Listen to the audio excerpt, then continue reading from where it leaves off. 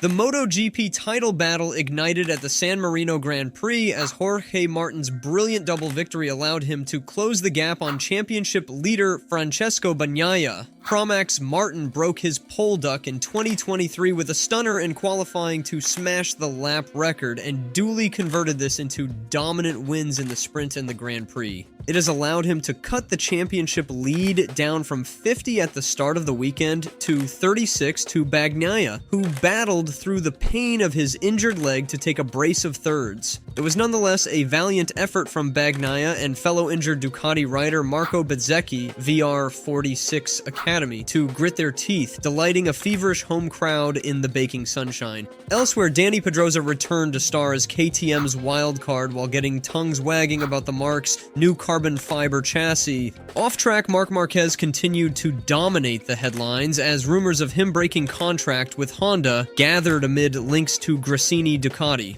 But the weekend was overshadowed by the sad news of the passing of IRTA founder Mike Trimby, whose efforts over the last 40 years shaped MotoGP into the championship it is today. The persistent rumor across the entire San Marino GP weekend was Marc Marquez quitting his Honda contract a year early and joining Gresini Ducati. Marquez insisted, "I have a contract for next year," when pressed on whether he would or would not be staying with HRC. Honda insists it never held any conversations with the rider about him quitting, while the Gresini camp stayed quiet as it lapped up the massive attention it received. As all of this swirled, it added to the narrative of the Monday test at Misano as being all-important for Marquez's future. The bike he will ride on Monday, and which was raced by Stefan Bradl during the Grand Prix, isn't a massive step forward from the current package. That could be seen as a massive mistake from Honda, but Marquez has made it clear what he truly wants. He has given team boss Alberto Puig a list of technical names he wants poached by Honda for 2024 to boost the project. Puig has to deliver on that to keep Marquez sweet. Indeed, when asked by Autosport about Pedrosa's impressive turn as KTM's tester-turned-wildcard, he said, "It's true that always the test rider is important, and Dani, of course, is the best rider possible to test and ride the bike and give comments. But for me, the most important thing for a test rider is the engineers. As you see, Aprilia and Ducati have a normal test rider, not Dani Pedrosa."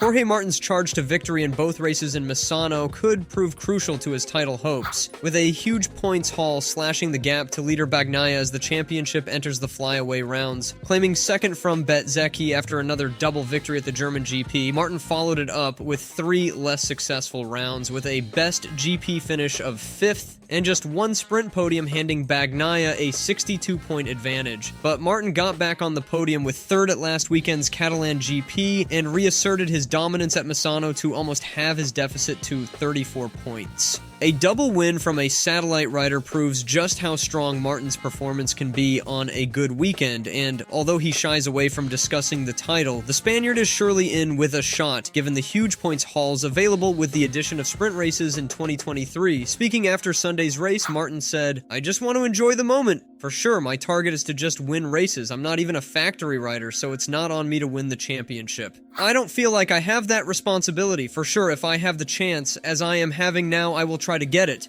But my day will come when I am a factory rider, and for the moment I am not. I will try to enjoy the moment, but it's not on me." With the continuous rumors of Marc Marquez leaving Honda, what could be the potential repercussions for Honda's future in the championship? Given Jorge Martin's double victory at San Marino, is it a sign that satellite riders might pose more of a challenge to factory riders in the coming races? Let me know in the comments section. If you enjoyed this discussion and coverage, please don't forget to hit the like button, share this video with your fellow MotoGP enthusiasts, and most importantly, subscribe to MotoGP Zarathos for more updates and in-depth analysis.